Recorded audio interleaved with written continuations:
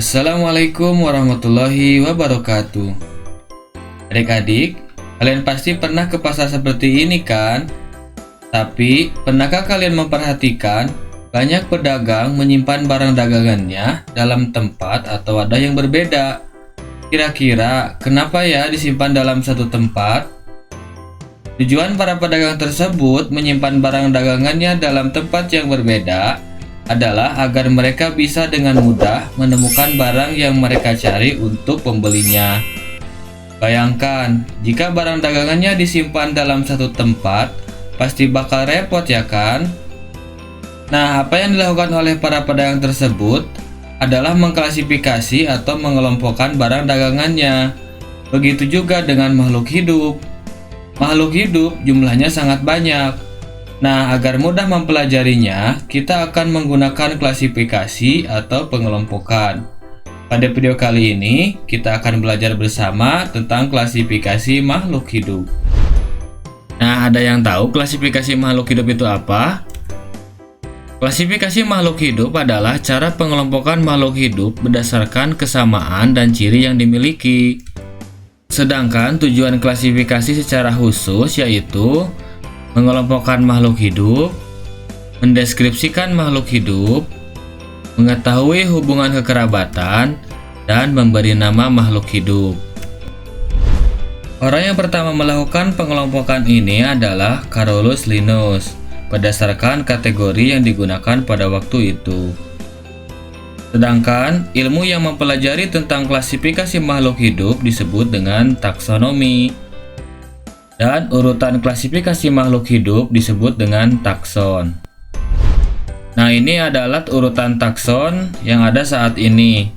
Yang pertama adalah kingdom atau kerajaan, kemudian phylum untuk hewan dan divisi untuk tumbuhan, kelas, ordo, famili, genus, dan spesies.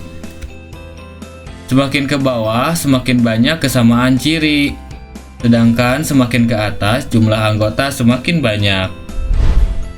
Selanjutnya, kriteria klasifikasi tumbuhan. Yang pertama, organ perkembangbiakannya. Apakah dengan spora atau dengan bunga? Selanjutnya, habitatnya. Apakah berupa pohon, perdu, atau semak? Selanjutnya, bentuk dan ukuran daun. Selanjutnya, cara berkembang biak. Apakah dengan seksual atau generatif, atau dengan aseksual atau vegetatif. Sedangkan kriteria klasifikasi hewan adalah saluran pencernaan. Untuk hewan tingkat rendah belum mempunyai saluran pencernaan. Hewan tingkat tinggi mempunyai lubang mulut, saluran pencernaan, dan anus.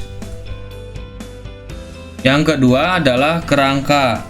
Apakah kerangkanya di luar tubuh atau di dalam tubuh? Yang terakhir adalah anggota gerak. Apakah berkaki 2, berkaki 4, atau tidak berkaki? Selanjutnya adalah sistem penamaan makhluk hidup atau biasa disebut dengan binomial nomenklatur. Adik-adik, kalian pasti tahu ya, ini adalah gajah. Tapi, apakah kalian tahu apa nama ilmiah dari gajah? Nama ilmiah dari gajah ini adalah Elephas maximus sumatranus. Kenapa Sumatranus? Karena gajah ini berasal dari daerah Sumatera. Binomial nomenklatur atau sistem tata nama ganda, yaitu kaidah penamaan makhluk hidup secara universal. Kaidah ini merupakan aturan baku untuk semua organisme yang terdiri dari dua kata, yang diambil dari nama genus dan nama spesiesnya. Selanjutnya, nama yang dipakai adalah nama ilmiah, di mana nama baku yang diberikan adalah bahasa Latin atau bahasa lain yang dilatinkan. Alasan penggunaan bahasa Latin adalah karena bahasa Latin tidak mengalami perubahan dari dulu sampai sekarang. Nah, ada beberapa aturan penulisan binomial nomenklatur atau sistem tata nama ganda. Yang pertama, terdiri dari dua kata kata yang pertama adalah genus dan kata yang kedua adalah spesies. Yang kedua adalah antara kata pertama dengan kata kedua diberi spasi. Selanjutnya yang ketiga, jika ada 3 kata, antara kata kedua dan ketiga diberi tanda strip tanpa spasi.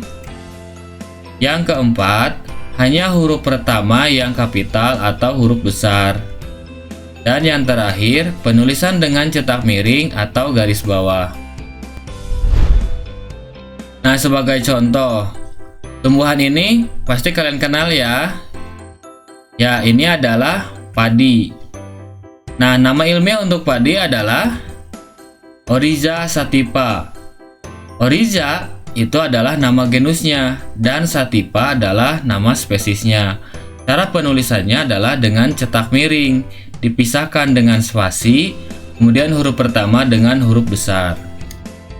Nah, untuk harimau, kira-kira nama ilmiahnya apa ya? Nah, untuk harimau mempunyai nama ilmiah Panthera tigris. Untuk beberapa wilayah mungkin namanya akan berbeda.